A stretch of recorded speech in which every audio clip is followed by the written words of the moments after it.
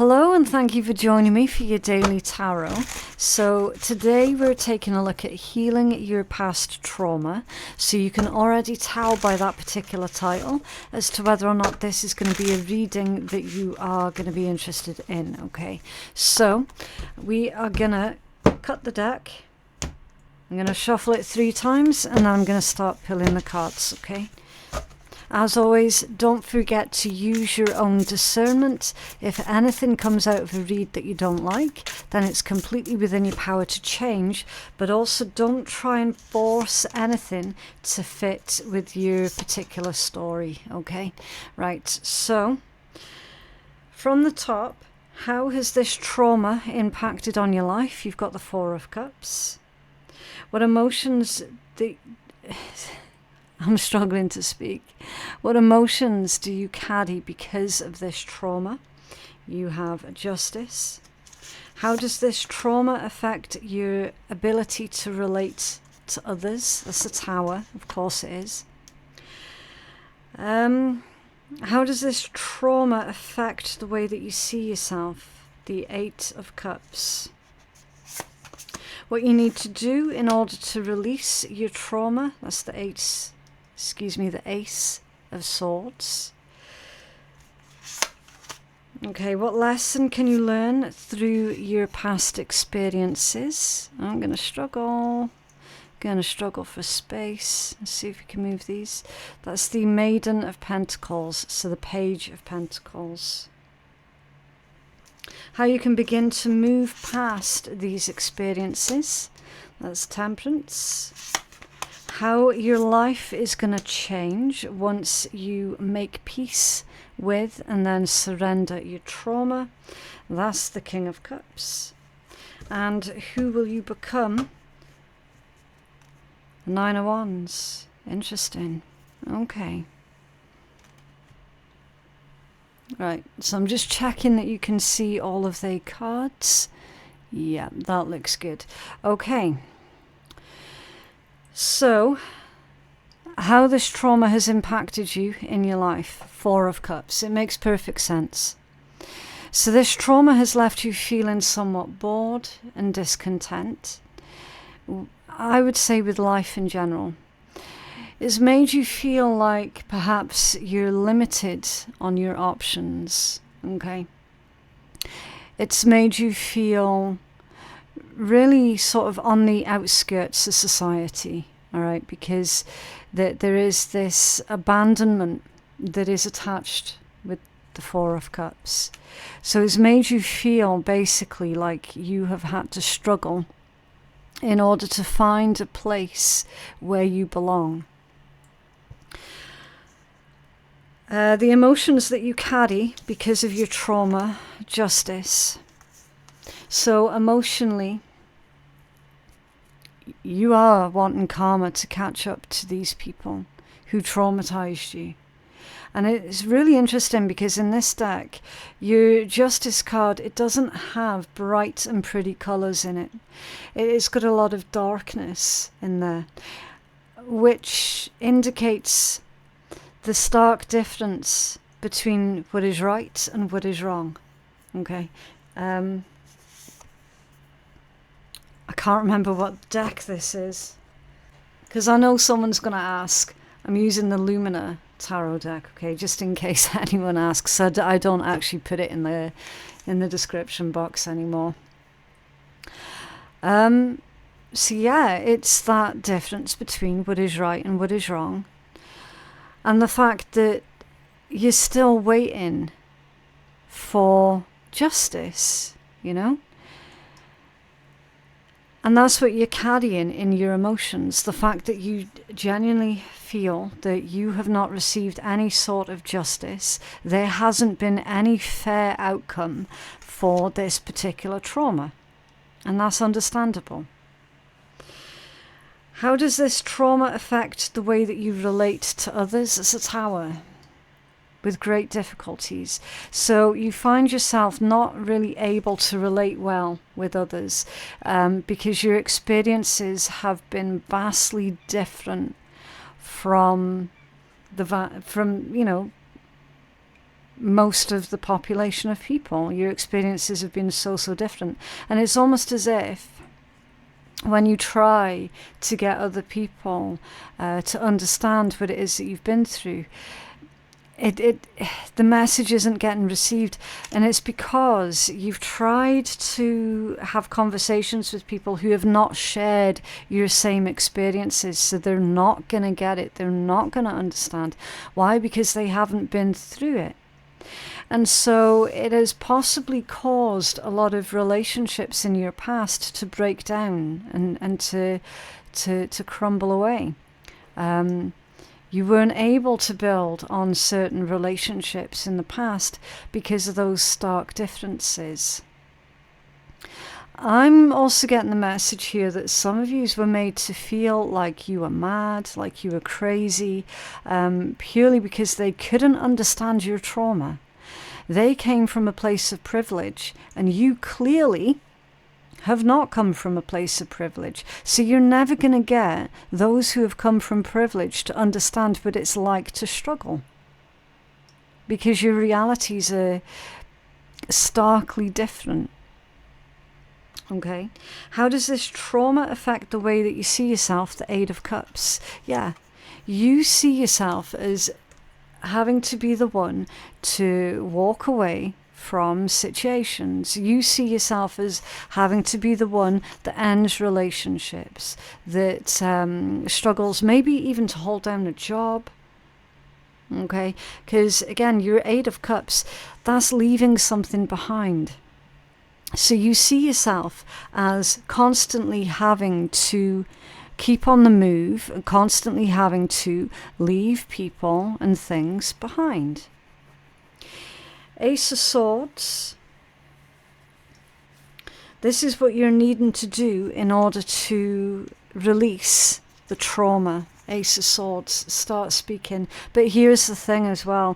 I need to interject just for a quick minute.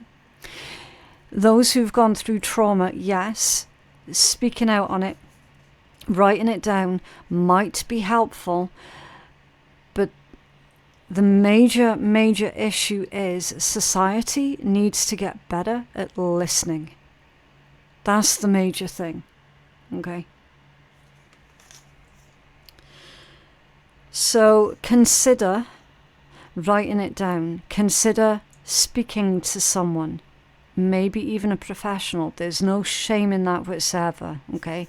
Ultimately, the Ace of Swords deals with truth, the truth, okay? It's time for the truth to get out there. So, for example, if this trauma was brought upon by a parent, just for example, and you never spoke on it, you never ever spoke on it out of this fear that you wouldn't be believed, okay? Out of this false sense of loyalty to that parent. It's time to do away with all of that. And it's time for you to speak to someone and get your truth out there, okay? The lessons that you're learning through your past experiences. This one is the Page of Pentacles. And it's a beautiful, gentle energy. You can see all of the greenery there. That's all about growth, okay? In fact, you've even got a bear cub right there. And that bear cub has got a pentagram on its forehead. Pentagram is protection. It's also all of the elements, okay? Earth, fire, water, air, and spirit, okay? That's why it's a 5-pointed pentagram, because it's all of the elements, including spirit. It's a symbol for protection. And with that being a bear cub, you weren't protected when you should have been. You were not protected when you should have been. And now you're becoming the person who would have protected you as a child, sort of thing, okay? Bear cub, child. If you're a parent yourself, then basically your parental tactics are the complete opposite from what you were grown up with, okay? For example, And again, there's a lot of growth, and she's blowing this handful of leaves, which is a symbol for lightness. It's a symbol for not carrying around someone else's troubles, someone else's burdens, not carrying around, perhaps with that Ace of Swords, someone else's mental health issues as if it were your own. Okay, you're learning how to be more free in movement, more free in decision making, and again, with that being a bear cub, you're learning the true extent of your own strength and of your own power. Okay, so you're actually learning quite a lot about yourself. You should be really, really proud of how far you've come actually on your journey. Oh dear. Right, so your temperance. This one is all about how your life is going to change when you actually do process and release your trauma. So your life, it's going to become a lot more balanced. You're going to find yourself being a lot more patient with yourself and with others as well. And this is also the card of moderation. So you might have caught yourself doing things that was kind of all or nothing. Having like a laser type focus on things, almost obsessive. You know, needing to be a high achiever and then obsessing about it. Whenever a new topic interests you, that tendency to obsess over it, you know, until you learn absolutely everything that there is to know about that particular topic, for example. And again, this drive to constantly be a high achiever. You're going to be able to put all of that to rest because you've got balance, patience, and moderation that's coming into your life. Because you'll be sitting there going, do you know what? Why am I pushing myself constantly to be this high achiever? Who am I trying to be this high achiever for? And when you realize that you're not actually doing these things for yourself, that's when you're going to start surrendering it and taking life more as and when it comes, more as and when it happens, more of a relaxed, balanced approach to life. It's beautiful. The King of Cups. I'm really struggling with these nails today. The King of Cups is coming out in the position of who you will become. You're going to become someone who is very patient, very understanding, very emotionally stable, emotionally balanced, emotionally secure. Someone who is emotionally strong. That's literally the King of Cups. Yeah. Someone who's not afraid to admit when they've made mistakes because they don't attach that to their ego. King of Cups does not attach that to their ego whatsoever. They'll sit there and go, yeah, do you know what? I made a mistake. I fucked up with that thing, but so what? Do you know what I mean? They're very laid back. Again, that word, laid back in their approach. They're not going to get out of that throne for anybody. And here's the thing with symbolism. You've got this snake, yeah, but it's not hurting him. It's almost like it's a part of him. So again, you're not going to feel ashamed of your past. You're not going to feel ashamed of your past mistakes or anything like that. Because you're comfortable, or you will be comfortable in the knowledge of, yeah, it's part of my past. It helped build me up into the person that I am right now, but it's not my identity. That's the person that you're going to become. Your past is not going to be your identity, because remember, the snakes shed their skin.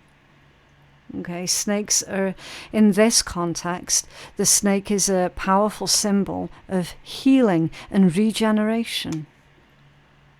That snake cannot be attached to its skin because it has to shed it every so often. So it's no longer having this solid attachment to the past, no longer identifying with the past, understanding that there is far more to your own identity, to what makes you who you are, than just your past and just your past experiences. That's the type of person that you're going to become. And also as well, I need to point out, don't pay attention to the gender, okay? It doesn't matter what gender you are.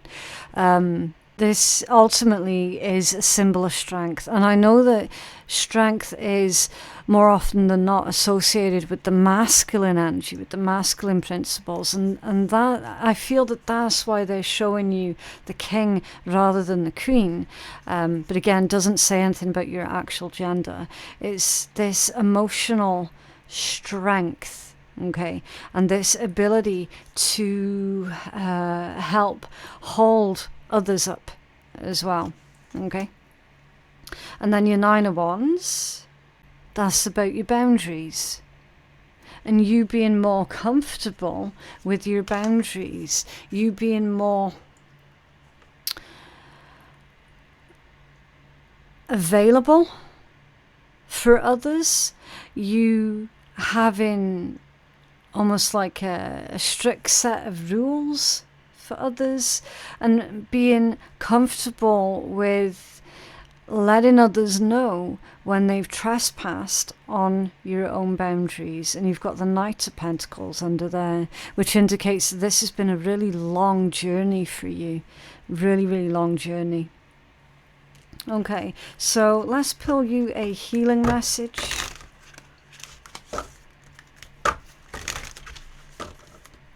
Have a healing message for our collective, please. Okay. Oh, so you've got 2. You've got the Elixir of Life and Divine Guidance in the reverse. Okay, so I'm needing to find out why that one's come out in the reverse position. So we're going to take it from the top. Okay, the Elixir of Life. Okay, mortality is a reminder that life is short. The Elixir of Life card does not offer immortality, but it shows up in a reading to remind you that there are things that are greater than us. And by adopting this philosophy, we can become parts of a whole that is of itself immortal. We want both simplicity and abundance. And seeing the pure energy connecting us can be liberating. Our unconditional capacity for love and kindness is immeasurable. Yeah, and has the ability to remove all fear. Acknowledging the laws of nature that govern the universe places us the power and responsibility to create our own sense of meaning. This card can be used in a variety of ways that can be best determined by you. The Elixir of Life offers insight when you're on a quest for meaning. Meditate with this card when you need to free your mind and see the bigger picture. Imagine taking a sip of truth serum and looking within to see what makes you truly happy. And then your affirmation with this one says, energy lives forever. Yeah. Energy lives forever. So you're being told here for you to create your own sense of meaning. Okay, definitely don't attach your trauma to your identity. And then this divine guidance. Okay, so I will read you the upright first, and then we'll get into why it came out in the reverse. It is best to watch out for a sign before moving forward. You're ready to enjoy the fruits of your hard work, but don't decide to embrace any one aspect of your life just yet. Wait for more information to emerge before making that choice. This card can also mean that it's best to use your intuition to make the final call rather than your rational mind. Okay, so it came out in the reversed position because you're still struggling to trust in your own intuition. Try to read the signs carefully and trust your instincts. Although it may be frustrating to wait, proceeding when the time is right will be much more rewarding. Use this card when you feel at a crossroads or when you need a sign. Self-doubt can be overpowering, but waiting for the right time is necessary at this juncture. So, again, reversed, there's emphasis on the message of don't rush. Don't try and rush the process. If you're trying to rush the process of this healing journey of yours, then you're not going to be able to, okay? The frog stays still before getting ready to re-energize. Imagine being the frog and patiently waiting for the right moment. If waiting feels hard, try focusing your attention on all the sounds in nature that the frog could be hearing.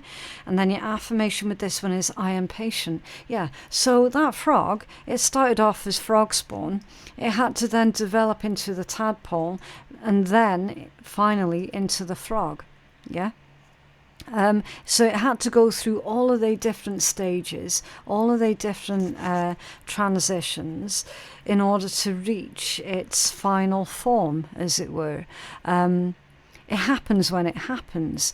There is no rushing that particular process. And so when you're focused on your healing journey, do keep that in mind, that you cannot rush the process. Okay?